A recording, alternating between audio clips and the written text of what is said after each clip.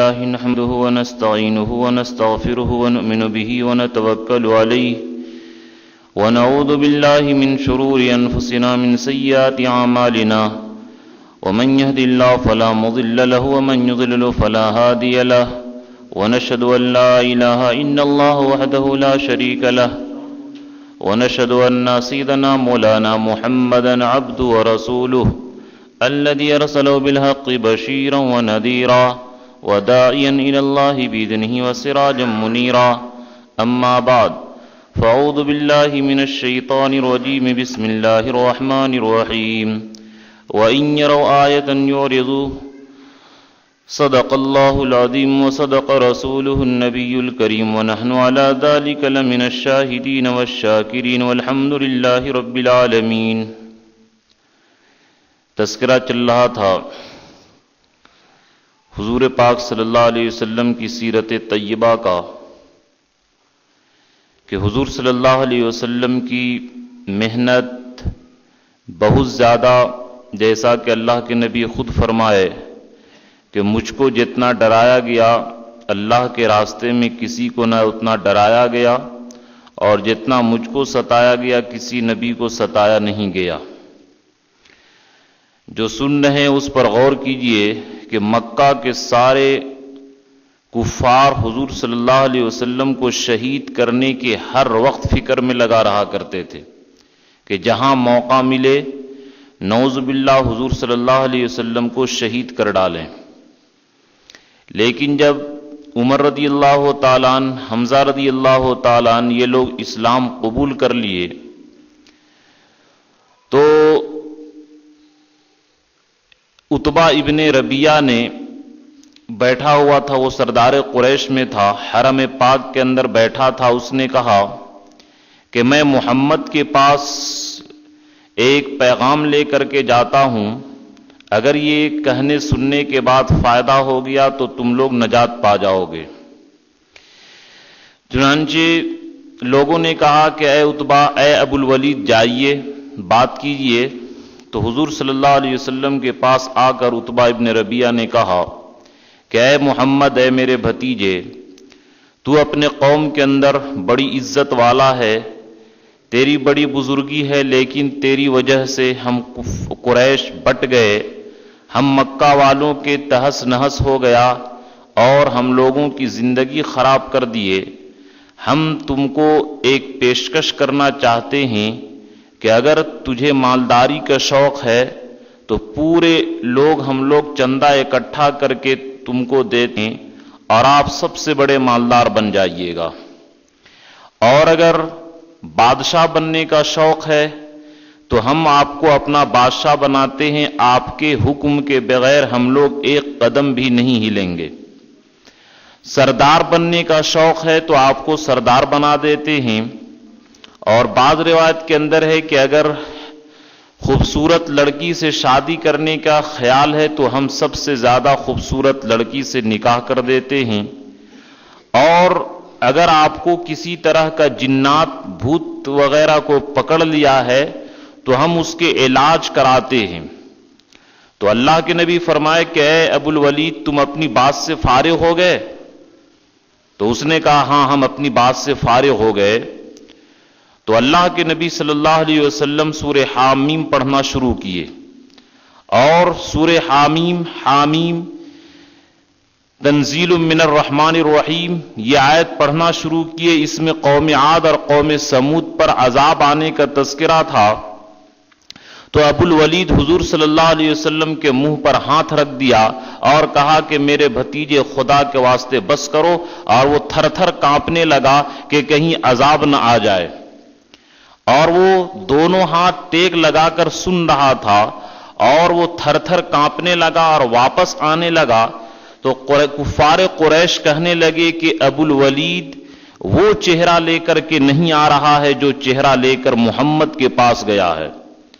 ابو الولید آ کر، عتبہ ابن ربیعہ آ کر اپنے کفار قریش کی جماعت سے کہا کہ دیکھو، میں محمد کی بات سنا، خدا کی قسم نہ یہ جادو ہے، نہ کہانت ہے، نہ کوئی قصہ کہانی ہے، یہ رب کا کلام ہے۔ میری رائے یہ ہے کہ اگر یہ محمد تمہارے لیے نقصان دہ ہے تو نعوذ باللہ دوسرے لوگ قتل کر دیں گے، تم لوگ مصیبت سے بچ جاؤ گے، اور اگر یہ محمد غالب آ گیا دنیا پر تو تم بادشاہ بنو گے، اس میں تمہارا فائدہ ہے، اس لیے میری رائے یہ ہے کہ محمد سے کوئی چھیڑ چھاڑ نہ کرو، ان کو اپنا کام کرنے دو۔ لیکن کفار قریش ناراض ہو گئے کہ اے ابو الولید، اے عتبہ، تمہارے اوپر محمد کا جادو چل گیا اور تم اس طریقے سے بات کرنے لگے۔ تو بہرحال عتبہ ابن ربیعہ نے کہا تم لوگوں کی مرضی جو چاہو کرو، لیکن میں حق بات تم لوگوں کو کہہ دے رہا ہوں کہ محمد کے کلام میں نہ جادو ہے، نہ سحر ہے، نہ کہانت ہے، نہ یہ انسان کا کلام ہے، یہ خدا کا کلام ہے۔ اس کی حلاوت اور چاشنی نے ہر ایک کو بے خودی بنا دیا ہے، اس کو اوپر تم لوگ غور کرو۔ لیکن ظاہر بات ہے آج بھی دنیا میں دیکھ رہے ہیں کہ سارے لوگ ناحق پر ہوں، اور ایک آدمی حق بات کہے تو لوگ اس کو سنتا نہیں ہے، تو بہرحال کفار قریش سنے نہیں اور انسنی کر دیے اس کی بات کو۔ تو ان لوگوں نے کہا کہ پھر وہ لوگ نعوذ باللہ خواجہ ابو طالب کے پاس گئے اور کہے کہ دیکھیے ہم لوگ آپ کے پاس دو بات لے کر کے آئے ہیں، یا تو آپ محمد اپنے بھتیجے کو حوالہ کر دیجئے، ہم لوگ قتل کریں گے اور اس کا فدیہ بہت زیادہ رقم ہم لوگ دیں گے۔ خواجہ ابو طالب ناراض ہو گئے کہ ایسی بات کرتے ہو، یہ ہرگز نہیں ہو سکتا ہے، اور خواجہ ابو طالب بنو عبد المطلب بنو ہاشم سارے لوگوں کو جمع کر لیے تھے سوائے ابو لہب کے، کہ ابو لہب کہا تھا کہ میں خاندان کا ساتھ نہیں دوں گا، میں محمد کے دشمنوں کا ساتھ دوں گا۔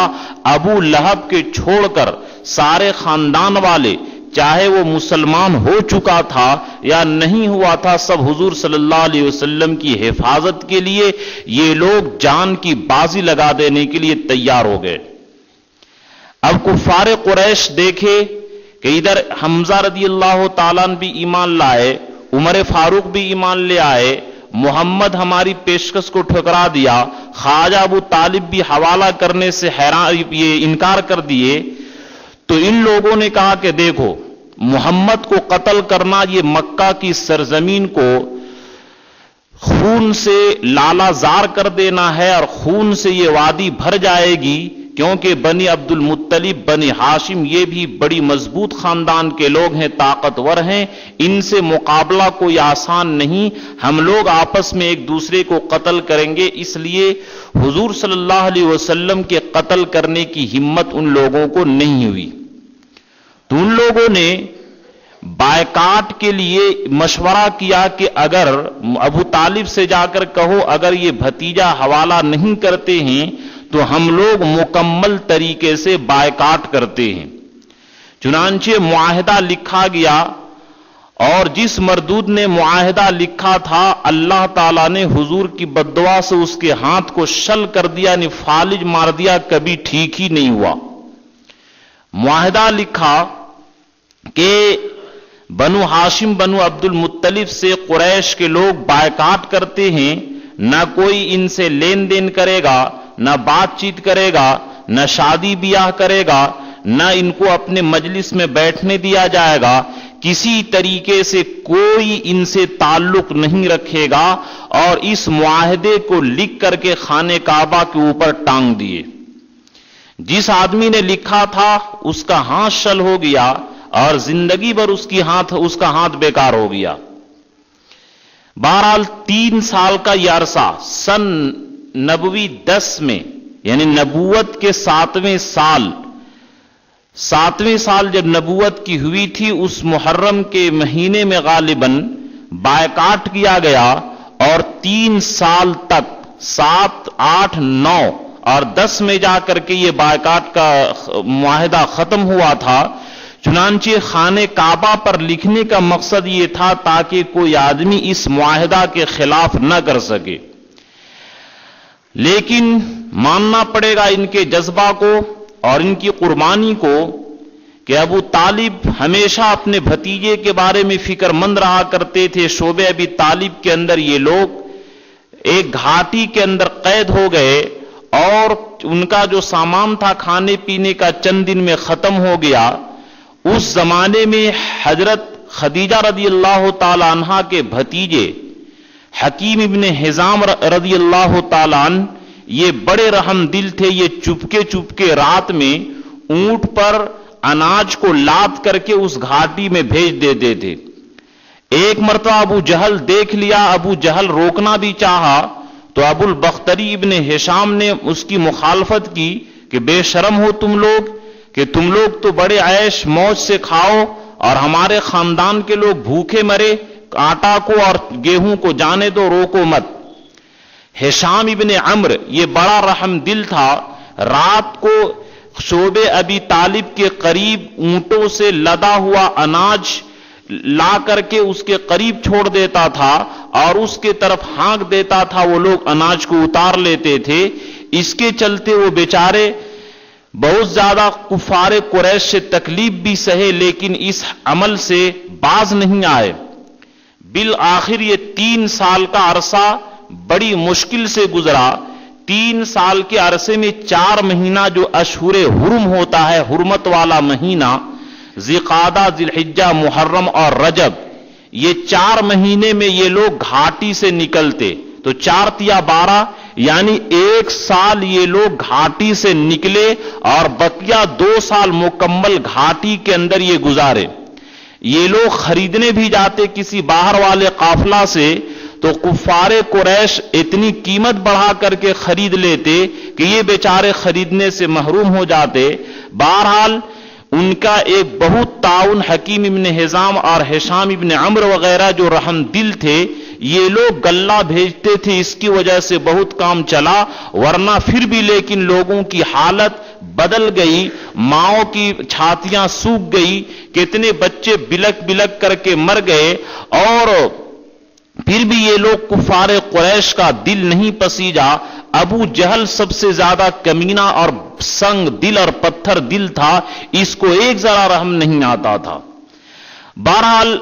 ہشام ابن عمرو یہ زہیر ابن ابی امیہ کے پاس گیا، اور زہیر ابن ابی امیہ یہ حضرت خواجہ ابو طالب کے بھانجے تھے۔ انہوں نے ہشام ابن عمرو نے جا کر کے کہا، اے زہیر ابن ابی امیہ، تم کیسے بے غیرت ہو کہ تم تو کھاتے پیتے ہو اور تمہارے ماموں اور ننیھال کے گھرانے کے لوگ اس طریقے سے ببول اور پتے کھا کر کے زندگی گزارتے ہیں۔ حضرت عبد الرحمن عوف رضی اللہ تعالیٰ عنہ فرماتی ہیں کہ ایک چمڑا ملا، اس کو ہم لوگ کوٹ کر کے جلائے اور کھائے اور اس کے اوپر 3 دن گزر کیے، اور ببول کے پتے گھاس وغیرہ جو جانوروں کا خوراک تھا وہ کھائے، لیکن دین اسلام کو اور حضور کی رفاقت کو نہیں چھوڑے۔ میرے دوستو، یہاں پر ٹھنڈے دل سے ہم لوگ سوچے کہ حضور کی دین کی حفاظت کے لیے وہ لوگ اتنی بڑی قربانی دیے، اور آج ہم دین کے خاطر تھوڑا سا نماز کے وقت میں دکان بند کرنے کی قربانی کو، اپنی نوکری اور ملازمت کی قربانی کو، اور حضور کے حکم کے سامنے ہم لوگ اپنے نفس کو نہیں مارتے ہیں۔ سوچئے کہ ہم لوگ کتنے نیچے گرے ہوئے ہیں۔ لوگوں کو صحیح مسئلہ معلوم ہو جائے کہ ہم ناحق پر ہیں، لیکن پھر بھی انانیت، ضد، ہٹ دھرمی اور نبی سے ایسی بغاوت ہے، سوچیے کہ میدان محشر میں ہم لوگ کیا منہ دکھائیں گے۔ انہیں ایک ضمنی بات کہا کہ حضور کی حفاظت کے لیے ان کے خاندان جو ایمان نہیں لائے تھے وہ لوگ بھی اتنی قربانی پیش کیے کہ آج کا بڑا سا بڑا دائی، بڑا سے بڑا عالم، بڑا سے بڑا محدث، مفتی، یہ کوئی نہیں قربانی دے سکتا جو حضور کے خاندان والوں نے اس دین کے اشاعت کے لیے، دین کی کلمہ کی بلندی کے لیے جو انہوں نے قربانی دی ہے۔ تو بہرحال زہیر ابن ابی امیہ کے پاس جا کر کے کہا کہ تم کو شرم نہیں آتی کہ تم تو کھاؤ اور تمہارے ننیھال کے لوگ اور تمہارے ماموں بھوکے رہیں؟ زہیر نے کہا کہ ہم اکیلے کیا کر سکتے ہیں، ساری کی ساری قوم بائیکاٹ کے اوپر متفق ہے اور خانہ کعبہ کے اوپر لکھ کے چپکا دیا ہے، ہم کیا کر سکتے ہیں اکیلے؟ हिशाम इब्न अम्र ने कहा कि अगर तुम्हारे साथ मैं हो जाऊं तो? बोले बहुत अच्छी बात, चलिए इसके क्या है बेड़ा उठाइए और हम लोग इस बात का अहद करते हैं कि ये जुल्म हुआ है। अगर अबू जहल का खानदान होता तो ये गवारा नहीं करता और हम लोगों के खानदान को इसने ऐसा बायकाट किया है, कसम खुदा की जब तक कि इस मुआहदा को नहीं अपने हाथ से फाड़ेंगे हम चैन से नहीं बैठेंगे। लेकिन जुहैर ने कहा कि 2 आदमी से काम नहीं चलेगा, तीसरा आदमी तैयार करो। चुनांचे तीसरा आदमी मुतइम इब्ने अदी के पास गया। मुतइम इब्ने अदी से जाकर के अपने खानदान वालों के बताया कि ये तुम्हारे खानदान के लोग हैं, हम लोग तो खाते पीते हैं और हमारे खानदान वाले इस तरीके से खाए बगैर बिलक रहे हैं, प्यास से और भूख से तड़प रहे हैं, बताओ कौन फिक्र करेगा। उसने भी कहा कि हम शुरू ही से इसके खिलाफ थे, अबू जहल जबरदस्ती करवाया है इस मुआहिदा के बारे में, हम क्या कर सकते हैं, कोई और तैयार करो। उसने कहा कि जुहैर भी तैयार है, मैं भी तैयार हूं। मुतइम इब्न अदी ने कहा कि चौथा आदमी तलाश करो। चुनांचे चौथा आदमी अबुल बख्तरी इब्ने हिशाम के पास गए। अबुल बख्तरी से भी वही बात कहे, उसने भी यही कहा कि हम अकेले क्या कर सकते हैं, और आदमी को तैयार करो। तो उसने बताया कि मैं, जुहैर और मुतइम इब्ने अदी ये तैयार है। उसने कहा कोई 5वां आदमी तैयार करो। 5वां आदमी जमा इब्ने असवद इब्ने अब्दुल मुत्तलिब बिन असवद, इसके पास जाकर वही बताया कि ये तुम्हारे खानदान के लोग हैं, कैसी जुल्म की बात है कि हम लोग खाए पिए और हमारे घराने के लोग 2-3 साल से इस तरीके से भूखे और प्यासे रहे, जरा हम लोगों की गैरत मर गई है। उसने कहा अकेले क्या कर सकते हैं, तो उन्होंने कहा, हिशाम ने कहा 5 आदमी हो गए तुम्हारे लेकर के। बात तजवीज में यह आई कि चलो बात शुरू करेगा वो जुहैर शुरू करेगा। चुनांचे जुहैर अगले दिन सुबह सरदार का लिबास पहन करके, कीमती लिबास पहन करके आया और खाने काबा का तवाफ किया और उसने कहा कि ऐ लोगों, हम लोगों के खानदान के लोग हैं और हम उनको बायकाट कर रखे हैं, जुल्म कर रहे हैं। हम खुदा की कसम उस वक्त तक चैन से नहीं बैठेंगे जब तक कि इस मुआहिदे को जो खाने काबा के ऊपर लटकाया हुआ है, आवेजा किया हुआ है, हम उसको टुकड़ा नहीं कर दें। अबू जहल लईन बोल पड़ा कि खुदा की कसम तुम गलत कहते हो। तो हिशाम इब्न अम्र ने कहा कि ऐ अबू जहल, तुम गलत कहता है, अगर तुम्हारे खानदान के लोग होते तो तुम इस तरीके से नहीं करने देता, लेकिन ये हमारे खानदान के हैं, तुम गलत कह रहे हो। फिर अबुल बख्तरी भी बोल पड़ा कि ऐ अबू जहल, ये गलत फैसला हुआ है। जिस वक्त ये तुम लोग ये बायकाट का कानून और ये फैसला ले रहे थे, उसी वक्त से मैं मुखालिफ था। मुतइम इब्न अदी ने कहा मैं भी उसी वक्त से मुखालिफ था, और जमा इब्न असवद ने कहा कि मैं भी मुखालिफ हूं। ये देख करके अबू जहल चुप हो गया और कहा लगता है तुम लोग रात में मशवरा कर लिए हो और आज अभी तुम लोग अपने बात में पुख्ता हो। इधर ख्वाजा अबू तालिब वो भी मस्जिद हराम के सहन में आ गए और उन्होंने कहा सुनो, लोगों ने सोचा कि अबू तालिब माफी मांगने आए होंगे और हुजूर को हमारे हवाले कर देंगे और अपने तकलीफ से परेशान होकर के मदद के लिए आए होंगे। लेकिन अबू तालिब ने कहा कि ऐ कुरैश के लोगों सुनो, आज मैं एक अनोखी बात तुम लोगों के सामने कहने आया हूं। मेरे भतीजे ने खबर दी है कि तुम लोग जो बायकाट के मुताल्लिक कानून पास किए हो, जितने भी जुल्म के बारे में और जितने भी हमारे खिलाफ जुल्म बर्बरियत के अल्फाज हैं, सारे अल्फाज को दीमक चाट गया है, सिर्फ अल्लाह का नाम बाकी है। ऐ कुरैश के लोगों, अगर मेरे भतीजे की ये बात गलत साबित हो गई तो मैं अपने भतीजे से नफरत करता हूं और तुम लोगों को कत्ल करने के लिए हवाले कर दूंगा। लेकिन अगर मेरे भतीजे की बात सही निकल पड़ी तो तुम लोगों को बायकाट का कानून तोड़ना पड़ेगा और इस बात کو جو تم لوگ ظلم کا قانون پاس کیے ہو ختم کرنا پڑے گا۔ قریش کے لوگ بڑے خوش ہوئے کہ اگر ایسا ہوا تو اے ابو طالب آپ نے بڑے انصاف کی بات کہی۔ چنانچہ زہیر ابن ابی ابن خلف نے یہ چڑھا اور وہاں سے لایا اور دیکھا کہ واقعتاً بسم اللہ کے علاوہ جتنے بھی ظلم کے اور بربریت کے ستانے کے الفاظ تھے سب کو دیمک نے چاٹ لیا۔ یہ دیکھ کر کے سارے کفار قریش کا منہ بالکل لٹک گیا، ان کے منہ پر کالی سیاہی چپوٹ دی گئی اور اس طریقے سے بے وقوف بنے کہ بالکل منہ لٹک گیا۔ لیکن اس نشانی کو دیکھنے کے باوجود وہ لوگ ایمان نہیں لائے، جیسا کہ قرآن پاک نے کہا وَإِن يَرَوْا آیَةً یُعْرِضُوا، کہ اگر یہ لوگ نشانی دیکھتے ہیں تو اعراض کرتے ہیں اور تکبر کرتے ہیں، یہ لوگ ایمان نہیں لائے۔ بہرحال زہیر نے اپنے ہاتھوں سے اس فیصلے کو پھاڑ دیا اور اعلان کیا گیا کہ آج کی تاریخ سے بائیکاٹ کا قانون ختم کیا جاتا ہے، یہ غلط فیصلہ ہوا تھا اور آج سے یہ ہمارے بھائی ہیں۔ لین دین، شادی بیاہ، تمام چیزیں جو پہلے جاری تھی اب جاری رہیں گی، اس پر کوئی عمل نہیں ہوگا۔ اس طریقے سے 3 سال کے بعد شعب ابی طالب کے گھاٹی سے اس طریقے سے مظلومیت کی زندگی گزار کر کے حضور صلی اللہ علیہ وسلم اور صحابہ کرام باہر آئے۔ لیکن ماننا پڑے گا، آخر یہاں پر غور کیجئے کہ صحابہ اتنے ظلم کی چکی میں پیسے جانے کے باوجود،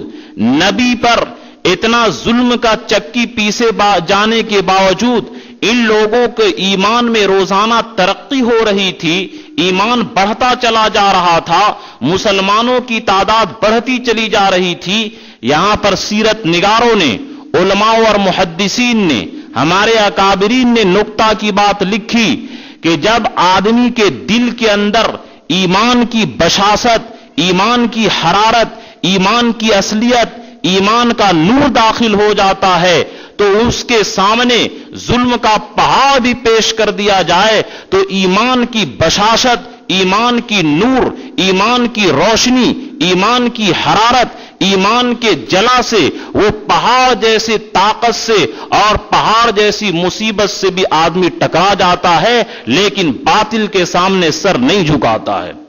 آج ہم لوگوں کے اندر ایمان کی کمی، ایمان کی نور کی کمی ہے، اپنی نفسانیت اور اپنی غرض، اپنے اغراض، اپنی شہوت زیادہ ہے، اس لیے ہم لوگ باطل کے سامنے ٹھہر نہیں پاتے ہیں۔ اگر صحابہ کی طرح کہ جان، مال، عزت، آبرو،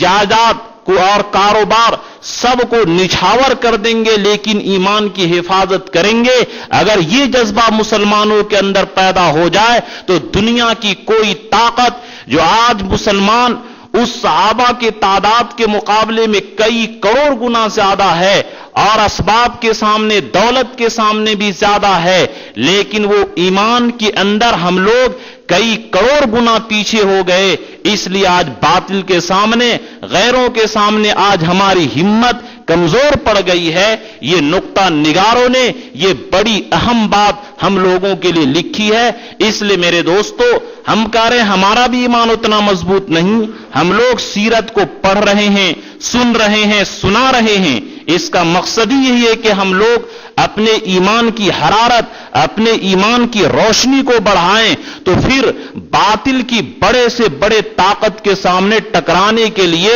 ہم لوگ خوشی سے تیار ہوں گے اور ایمان والوں کی سربلندی رہے گی۔ وَأَنْتُمُ الْأَعْلَوْنَ إِن كُنتُم مُؤْمِنِينَ، یہ رب کا فرمان ہے کہ مسلمان سر بلند رہے گا، مسلمان بلند رہے گا اور کافر جھک کر کے رہے گا۔ لا مولا لہم، ذالک بان کہ اللہ تعالی مسلمانوں کا دوست ہے، وان الکافرین لا مولا لہم، اور کافروں کا کوئی مددگار نہیں ہے، اللہ ہمارے اوپر مددگار ہے۔ بہرحال شعب ابی طالب سے نکلنے کے بعد حضور صلی اللہ علیہ وسلم اپنی دعوت کے مشن کو جاری رکھے اور ابو طالب اس 3 سال کی مشقت کو برداشت کرنے کے بعد، ابو طالب اس 3 سال کے اندر، علماء نے لکھا ہے، سیرت نگاروں نے، کہ کہ ابو طالب حضور صلی اللہ علیہ وسلم کو تمام لوگوں کے سامنے رات میں ایک جگہ سلاتے تھے، اور جب تمام لوگ خاندان کے لوگ سو جاتے تھے تو حضور صلی اللہ علیہ وسلم کو اٹھا کر دوسری جگہ سلاتے تھے اور حضور کے بستر پر اپنے بیٹے کو سلا دیتے تھے، یعنی سب سے اخیر میں ابو طالب سوتے تھے حضور صلی اللہ علیہ وسلم کی حفاظت میں، اور حضور کی حفاظت میں اپنے جان، مال، عزت، آبرو اور تمام چیزوں کو ابو طالب نے جھونک دیا کہ میری زندگی میں میرے بھتیجے کے اوپر کوئی آنچ نہیں آ سکتا اور کوئی تکلیف نہیں پہنچا سکتا۔ یہ ابو طالب کا مطمح زندگی تھا، ان کے زندگی کا نصب العین تھا۔ وہاں سے شعبہ ابی طالب کے گھاٹی سے نکلنے کے بعد ان کافروں نے ایک نئی چال چلی اور ابو طالب کے پاس آ کر کے کہا کہ اے ابو طالب، اگر یہ آپ کے بھتیجا اپنے دین سے نہیں مڑتا ہے، اپنے دین سے نہیں رکتا ہے تو ان کو اپنے دین پر رہنے دیجئے، لیکن کم سے کم یہ ہے کہ ہمارے معبودوں کو یہ برا بھلا نہ کہے۔ اور ایک روایت کے اندر یہ بھی آتا ہے کہ بعض کافروں نے کہا کہ اے محمد، اگر ایسا کیوں نہ کر لیتے ہیں کہ آپ 1 سال میرے معبودوں کی عبادت کیجئے اور ہم لوگ آپ کے معبود کی 1 سال عبادت کریں گے، تاکہ آپ کے دین کی بھلائی ہم لوگ حاصل کر لیں اور آپ ہمارے دین کی بھلائی کو حاصل کر لیں۔ تو فوراً سورہ قل یا ایھا الکافرون نازل ہوئی۔ قل یا ایھا الکافرون، اے نبی ان کافروں کو کہہ دیجئے، لا اعبد ما تعبدون، کہ جن معبودوں کی تم عبادت کرتے ہو قیامت تک 1 سیکنڈ کے لیے بھی میں تمہارے معبودوں کی عبادت نہیں کر سکتا ہوں، تم لوگ باطل پر ہو، ہرگز میں اس کو قبول نہیں کر سکتا ہوں۔ ابو جہل نے 25 آدمیوں کی جماعت پر مشتمل، جس میں ابو جہل، عتبہ ابن شیبہ، ربیعہ اور بڑے بڑے کفار شامل تھے، ان لوگوں نے جا کر کے ابو طالب سے کہا کہ ابو طالب آپ بیمار ہو گئے ہیں اور آپ کی زندگی کے بالکل آخری لمحات ہیں، یہ لوگ سوچے کہ اگر ہم ابو طالب کے انتقال کے بعد محمد کو قتل کرتے ہیں تو پورے عرب کے لوگ طعنہ دیں گے کہ ابو طالب کی زندگی میں اس کو ان لوگوں کی ہمت تو نہیں ہوئی، اور ابو طالب کے انتقال کے بعد یہ لوگ محمد پر حملہ کر دیے۔ تو اس خوف اور شرم کی وجہ سے، اس انانیت کی وجہ سے ابو طالب کے پاس جا کر ان لوگوں نے کہا کہ ہم لوگ آپ کے بھتیجے سے صلح کرنے آئے ہیں کہ یہ ہمارے معبودوں کو کچھ نہ کہیں، آپ ان کو سمجھا دیجئے۔ چنانچہ وہ لوگ آئے تو ابو طالب اپنے بھتیجے حضور صلی اللہ علیہ وسلم کو بلائے اور کہے کہ دیکھو میرے بھتیجے، یہ لوگ کچھ بات لے کر کے آئے ہیں۔ اللہ کے نبی فرمائے کہ یہ لوگ جس بات کو لے کر کے آئے ہیں، ان سے میں کہتا ہوں کہ اگر تم لوگ ایک کلمہ اور ایک بات کہہ لو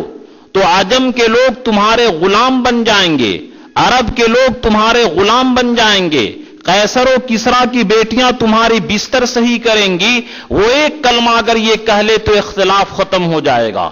ابو جہل نے کہا کہ تیرے باپ کی قسم، اگر ایک کلمہ کیا 10 کلمہ کہنا پڑے تو میں تیار ہوں، بتاؤ وہ کون سا کلمہ ہے؟ اللہ کے نبی فرمائے لا الہ الا اللہ۔ ابو جہل ناراض ہو گیا، تالی پیٹنے لگا اور غصہ ہو کر کے وہاں سے چل دیا کہ محمد اب ہم لوگوں کی بات کو نہیں مانے گا۔ چنانچہ ابو طالب اسی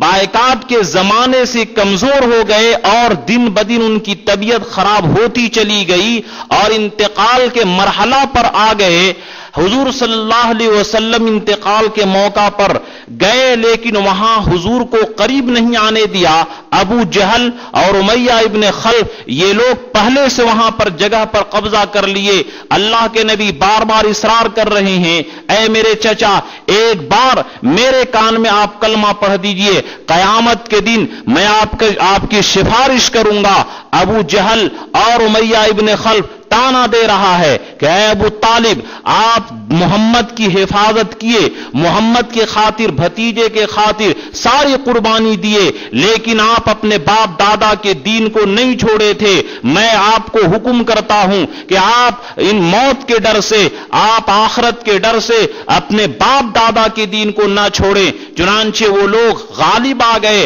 और हुजूर को करीब नहीं होने दिए। नौजुबिल्लाह, अबू तालिब का इंतकाल इस हाल में होता है कि वो अपने हुजूर सल्लल्लाहु अलैहि वसल्लम से कहते हैं, ऐ मेरे भतीजे, अगर मुझे इन अरब वालों के ताना का डर ना होता, मैं कलमा पढ़कर तेरी आंख को ठंडक पहुंचाता, लेकिन डर है कि लोग कहेंगे कि अबू तालिब ने मौत के डर से भतीजे के दीन को कबूल कर लिया, और इसी पर उनका इंतकाल होता है। अल्लाह के नबी को बहुत ज्यादा सदमा होता है, और उस सदमे के वक्त यह आयत नाजिल हुई, इन्नका ला तहदी मन अहबबता वलाकिन्नल्लाह यहदी मन यशा। ऐ नबी, मैं जानता हूं आपको गम है, लेकिन आप जिसको चाहें हिदायत नहीं दे सकते हैं। हिदायत तो मैं जिसको चाहता हूं देता हूं। हुजूर सल्लल्लाहु अलैहि वसल्लम इस्तिगफार भी करते रहे, अपने चचा के लिए मगफिरत की दुआ भी किए, लेकिन आयत उतरी, मा कान लिन्नबिय्यि वलिल मुमिनीन अन यस्तगफिरु लिल मुशरिकीना वलौ कानु उलू कुर्बा, कि अगर मुशरिक नबी को और मुसलमानों को यह जायज नहीं कि मुशरिकीन के लिए मगफिरत की दुआ करें, अगरचे वो अपना रिश्तेदार ही क्यों ना हो। बहरहाल नबी को एक तो अपने चचा का गम और फिर दूसरा ईमान ना लाने का गम बहुत ज्यादा सताया, और अबू तालिब के बाद इन लोगों ने बहुत ज्यादा नबी को नौजुबिल्लाह सताया, और अबू तालिब के इंतकाल के बाद ये लोग बिल्कुल खुल्लम खुल्ला नबी को इतना सताए कि जो तिरमिजी के अंदर जो रिवायत है कि माऊज़िया हदुन, कि किसी को इतना नहीं सताया गया जितना मुझे सताया गया, और किसी को इतना नहीं डराया गया जितना मुझको डराया गया। बहरहाल अबू तालिब का इंतकाल हो जाता है, और फिर उसके 2 महीना या 3 दिन के बाद रफीक हयात हजरत खदीजतुल कुबरा का भी इंतकाल हो जाता है। नबी के ऊपर क्या गम होता होगा। इस साल को ये मुअर्रिखीन ने, मुहद्दिसीन ने इस साल का नाम ही आमुल हुज़्न रख दिया। आम के माने साल, ऐन से आम के माने साल और हुज़्न के माने गम, यानी अबू तालिब के वफात के बाद जो नबी पर गम गुजरा है, इस साल का नाम आमुल हुज़्न रख दिया है। बायकाट से 6 महीना के बाद अबू तालिब का इंतकाल हो जाता है, और फिर हुजूर सल्लल्लाहु अलैहि वसल्लम इसी परेशानी के आलम में ताइफ का सफर करते हैं। इंशाअल्लाह बकिया बातें आइंदा हफ्ता बयान की जाएगी। हम लोगों को असल ये फिक्र करना है दोस्तों कि नबी हम लोगों के पास दीन को पहुंचाने के लिए, हम लोगों को जन्नत में ले जाने के लिए कैसी कैसी कुर्बानी दिए, कितने आहें भरे, और हम लोग आज अपने नबी की शरीयत को से नफरत करते हैं, और नबी के दुश्मन कुफ्फार यहूद व नसारा उनके तरीके को, उनके कल्चर को हम पसंद करते हैं। हमसे ज्यादा गद्दार, हमसे ज्यादा नमक हराम, हमसे ज्यादा बेवफा कौम कौन हो सकती है। इसलिए अभी अपनी नबी की सीरत को पहचानिए और सुनिए, इस गरज से कि नबी दीन के खातिर हम तक हमारे दीन को पहुंचाने के लिए और हमें जन्नत में ले जाने के लिए इतनी कुर्बानी दिए, और हम लोग शादी ब्याह के मौके पर लिबास में, वज़ाक़ता में और तहजीब व तमद्दुन में, सारी चीजों में नबी की शरीयत से किस तरीके से मुंह मोड़ते हैं। हर एक आदमी अपने गिरेबान के अंदर मुंह डाल करके सोचे। अल्लाह हम सबों को अपने नबी की सीरत को मुकम्मल तौर पर इख्तियार करने की तौफीक अता फरमाए। आमीन व आखिर दावाना अल्हम्दुलिल्लाहि रब्बिल आलमीन।